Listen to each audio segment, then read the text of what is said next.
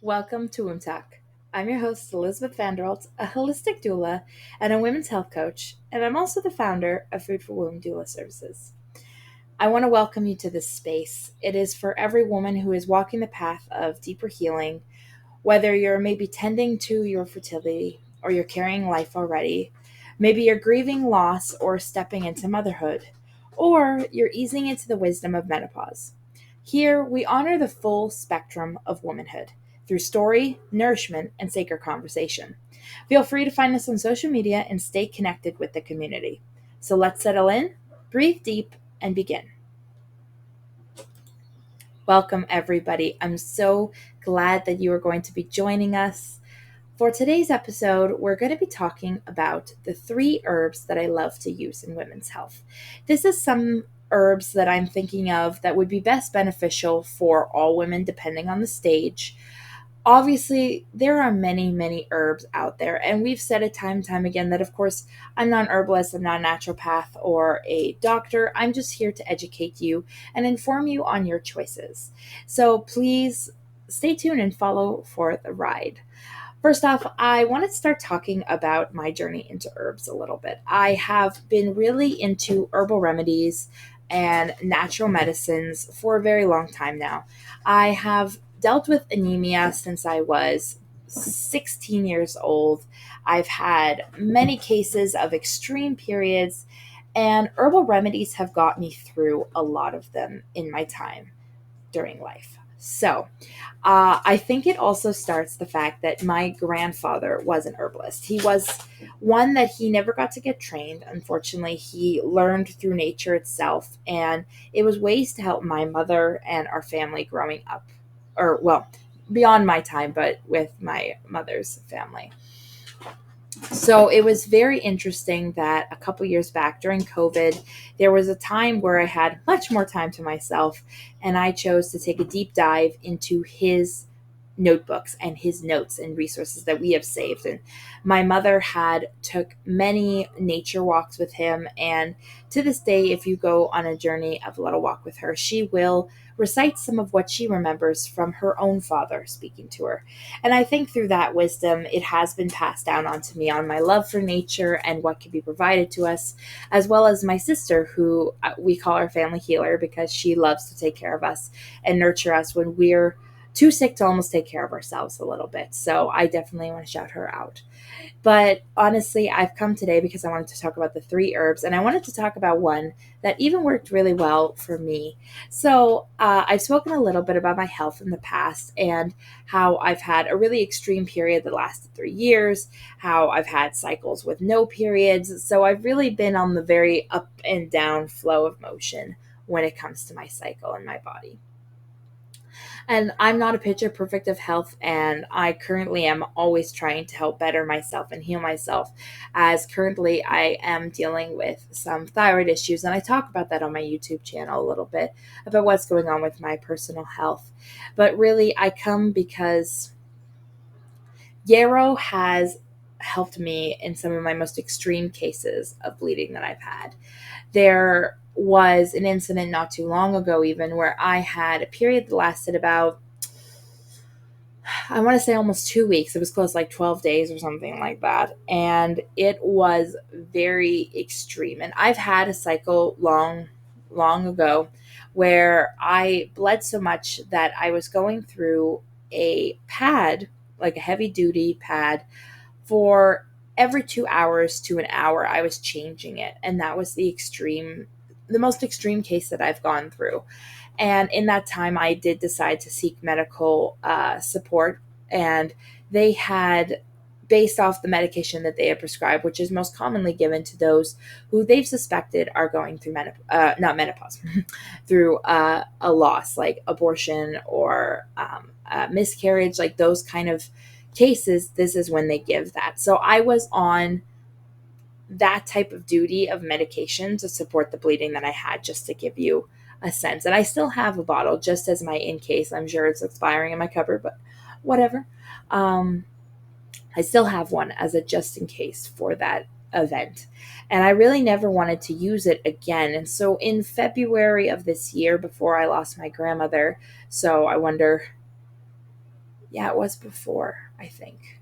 It was either before or after she passed away. February is a horrible month the timeline of everything is so screwed up for me.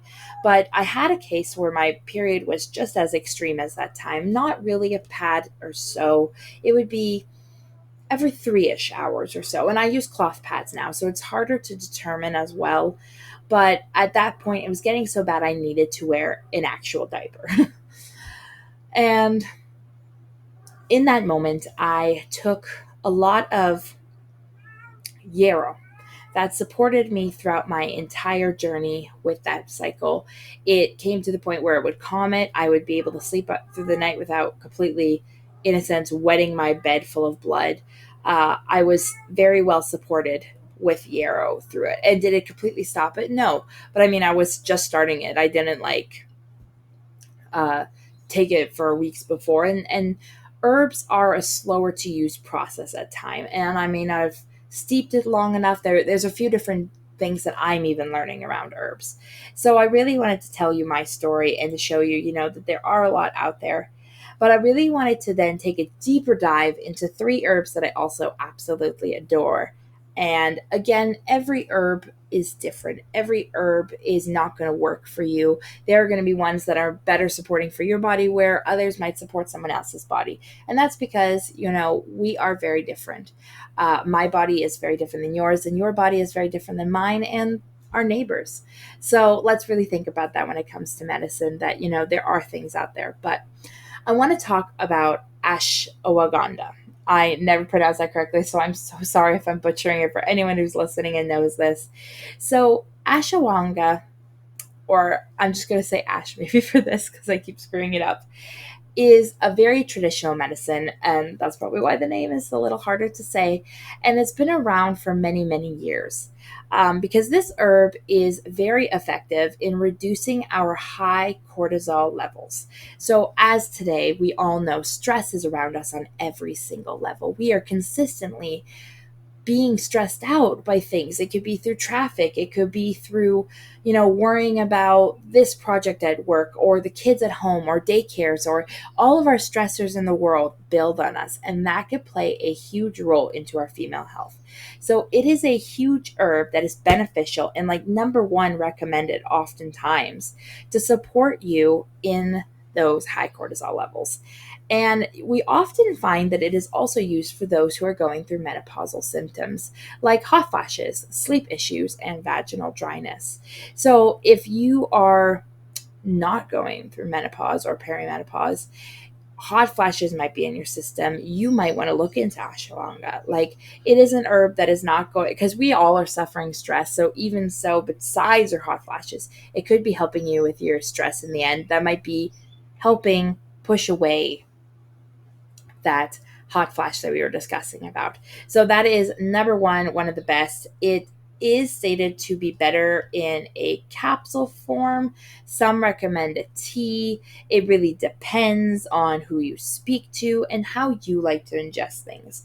My herbal teas, if I take it regardless, it has to have lemon and honey. The lemon takes a lot of the sting out of a lot of the herb's taste, and I suffer a lot with struggle with taste things. So I really love the lemon to kind of balance it all out.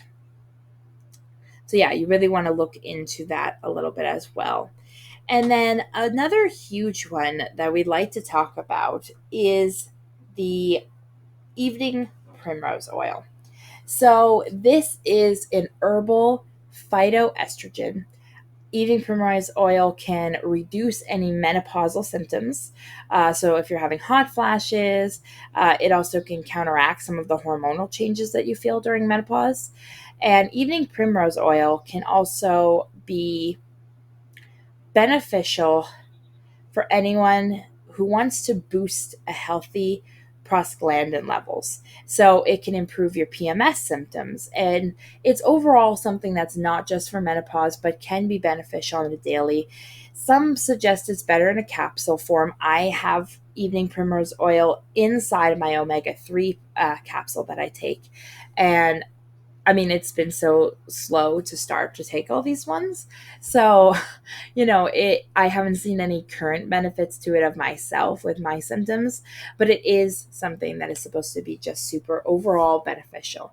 And oftentimes we even hear of it possibly being used as something to support the induction of labor. So some suggest ingestion of that if you were to induce, but others say you can, just wipe it on your cervix. So there are some different ones in the different stages of your life that you might want to be looking into that as well. And lastly, but not least, I want to talk about black cohosh. And I kind of realized that now I've just been talking about three ones that are really beneficial if you're going through menopause, but each one has different parts for different spots of hormones. So, regardless of if you're going through menopause, you're struggling with that loss of estrogen. So, if you have PCOS, you are also struggling with your estrogen because you are having other hormones rising, or there's like a lack of those hormones. So you really want to look into which ones can work as well. So black cohosh is related to those who are having low estrogen. It can alleviate those hot flashes. Okay, so maybe I should just label this as just hot flashes. It can also help with night swings and night sweats and mood swings. And in perimenopausal, as well as those who have passed menopause. So it can be used as a natural alternative if you're going to want to skip those HRT therapies, which is called hormone replacement therapies. And current research does not support the association between black cohosh and increased risk of breast cancer.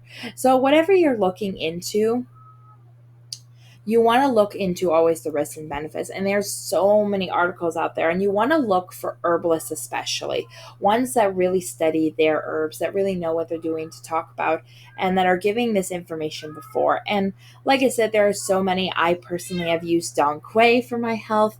I've used Vitex, and I've used a variety just because I'm finding the herb that will work best for my body.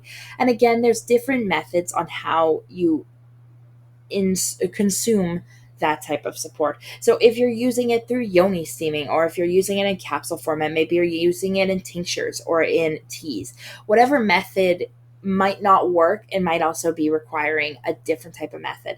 So when you feel that after 3 months you're not seeing some sort of change, something to provide you a little bit of like, wow, this has really been helping me, you might want to look into seeing if there's a different method that you could take it. And that's why having someone like a coach or a naturopath or someone on your team to kind of really help you through what is out there can be super beneficial. So I really appreciate you taking this small listen with me into three herbs that I love and some of the reasons why they're beneficial. And I just am really grateful that you took the time to come into the space to take a listen. I've been trying to break up the episodes a little bit so that you have a longer conversation with someone, and then you have an episode with me where I'm talking in just a shorter kind of time span, and it gives you a chance to get like bite-sized tips and information. So if you're liking the change of things, I would really appreciate all of your feedback in the comments below, or if you can message me on any of my platforms and just say Womb Talk. I would really appreciate it. And thank you so much again for taking a deep lesson, and join us next Monday for another episode.